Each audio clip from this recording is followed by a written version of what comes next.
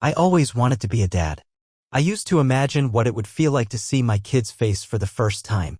What it would feel like to hold that tiny body in my arms and think, this is mine.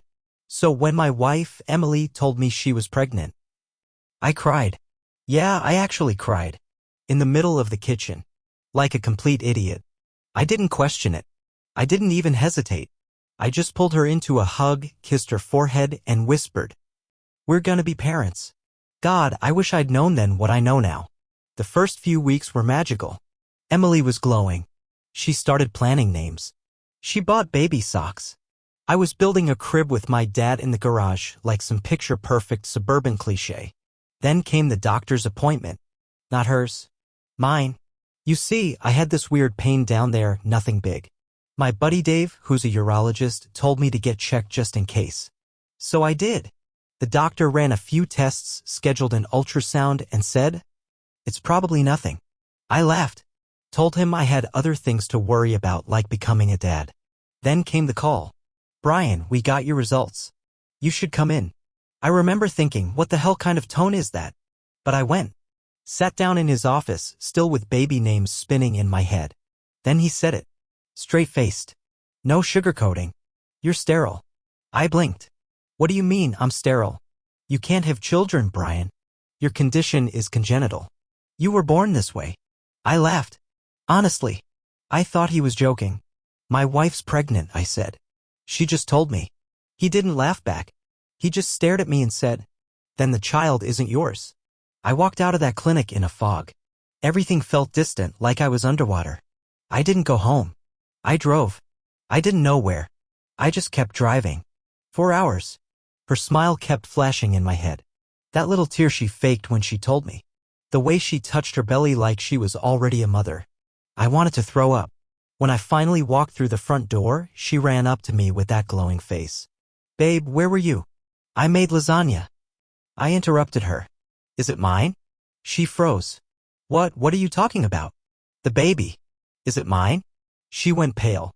Like I drained the blood from her body. That's when I knew. Before she even opened her mouth. I already knew. "Brian, please, it was a mistake." A mistake. A mistake doesn't grow inside you for 9 months. I didn't scream. I didn't hit anything. I didn't cry this time. I just looked at her, really looked, and saw a stranger. The woman I married? She died the second she let another man inside her. But I wasn't going to yell. I wasn't going to beg. I was going to make her regret ever lying to me. Because if she thought this story ended with me walking away, she had no idea who she married. You want to know what betrayal really feels like? It's not screaming. It's not rage. It's that cold, quiet moment after the truth hits you. When your whole body goes numb but your brain is on fire. I couldn't even look at her. Emily stood there sobbing, saying it meant nothing, begging me to understand. Understand? Understand what? That I was supposed to raise another man's child? That I was just a placeholder until someone better showed up? That I was so forgettable she thought I'd never find out? But I stayed calm. Because I needed answers. "Who is he?" I asked. She hesitated. That moment, that tiny moment of silence, told me it was someone I knew. "Emily. Who is he?" She finally whispered it. And it broke something inside me. "It's Daniel. Daniel. My coworker.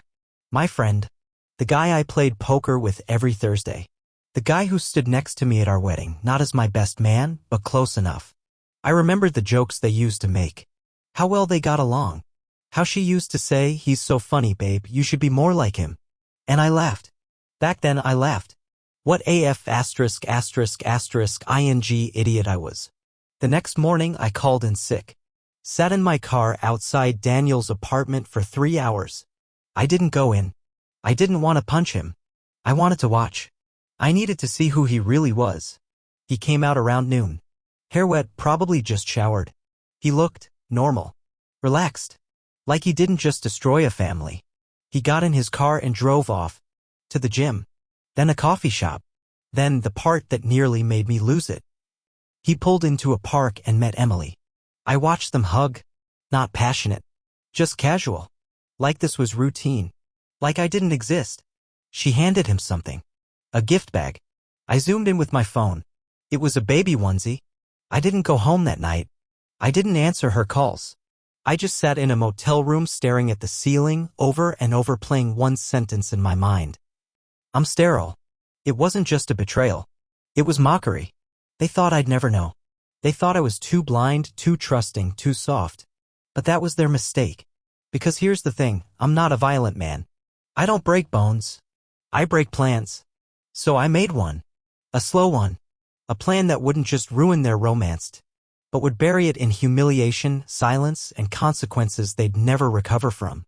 Step 1. Play dumb. I came home the next day. Told her I needed time. Told her I wanted to make things work for the baby. Told her we'd go to counseling. She cried and hugged me. She thought I was weak. Perfect. Step 2. Gain access. I logged into our shared computer, found her cloud backups. Every message. Every picture. Every little "I miss you" and "he doesn't understand me." I archived everything. Step 3. Watch them destroy themselves. Because now I had evidence. I had motive. And soon, I'd have the perfect opportunity to strike. But what neither of them knew was that I wasn't the only one who'd been betrayed. Daniel had secrets too, and I was about to uncover one that would burn all three of us to the ground.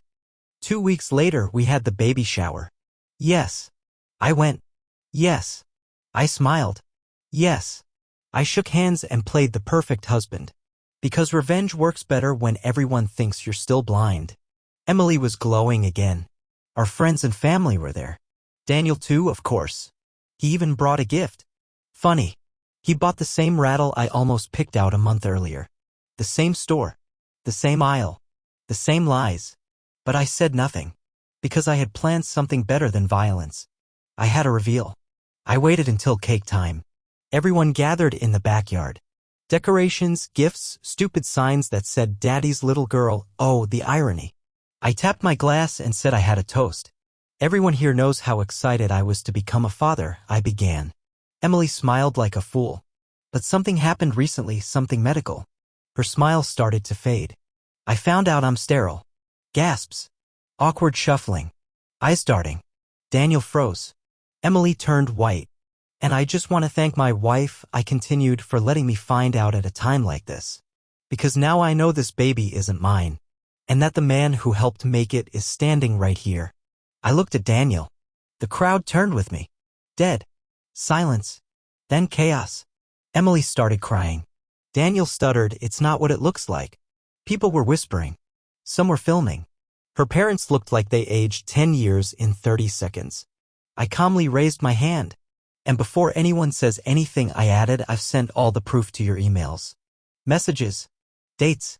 Ultrasounds. Everything." I walked out. Left them all in that backyard to choke on the truth. But that wasn't even the worst part. Later that night, I got a call. It was Daniel's wife. Yeah, Daniel was married. And guess what? Emily wasn't his only affair. Turns out Daniel had a whole second life. 2 phones, multiple dating profiles, and a history of charming vulnerable women, including, apparently, my wife. His wife, Lisa, told me she had suspected for months. But she never had proof. Until now. I emailed her the files.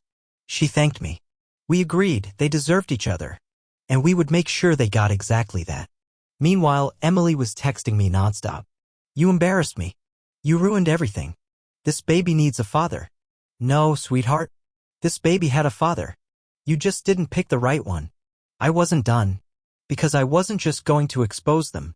I was going to make them regret ever breathing my name. And Daniel? He made a critical mistake.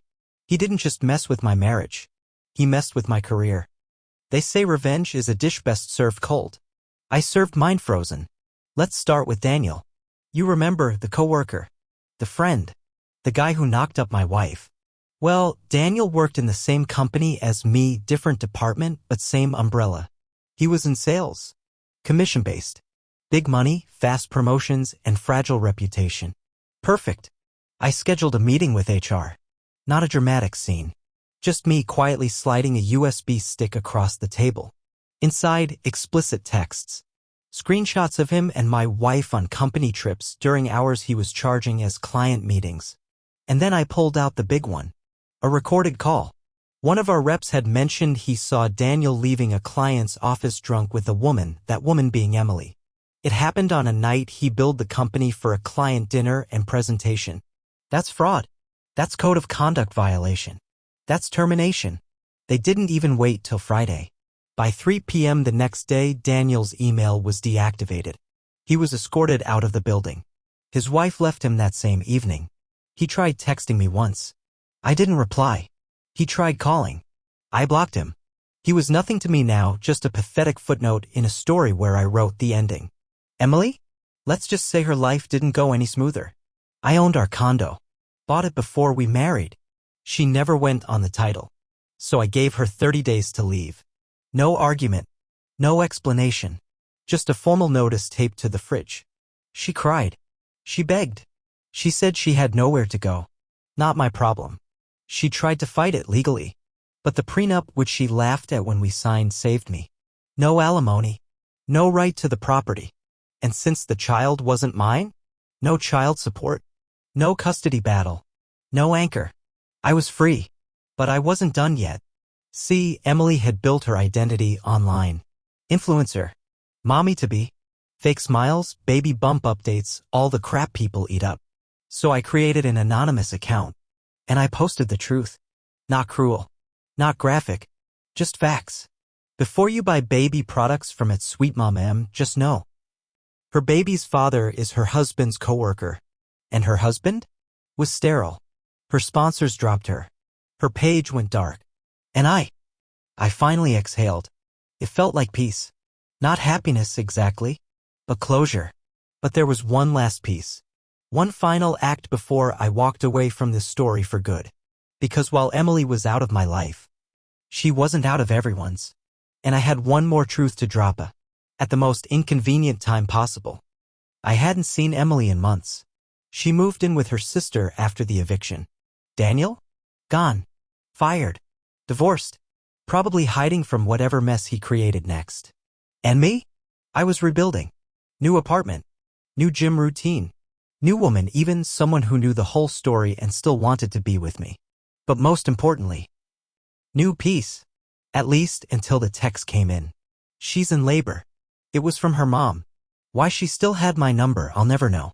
I stared at it. For a while. Then I put on my jacket and drove to the hospital. Not because I cared. Not because I wanted to be part of the baby's life. But because she needed to see my face. When her whole world finally collapsed. I walked into that room like a ghost. Emily was exhausted, sweating, crying. Nurses around her. Her mother looked shocked to see me. Brian, she asked. Emily turned. Eyes wide. Panic in her throat. But I stayed calm. I'm just here to say something, I said. To her. To the baby. I walked over. Looked down at the newborn. Red-faced. Tiny. Completely innocent. And I whispered. I'm not your father. But I hope you never lie like your mother did. Emily started crying. Brian, please. I turned to her. And for the last time in my life, I looked her in the eye and said, I'm not here to ruin this moment. You already did that. I walked out. Past the nurses. Past the gift shop. Past the life we never got to live. And I never looked back. People ask me sometimes if I regret it. The time I wasted. The love I gave. The pain I went through. No. Because pain made me smarter. Betrayal made me stronger. And revenge? Revenge made me free.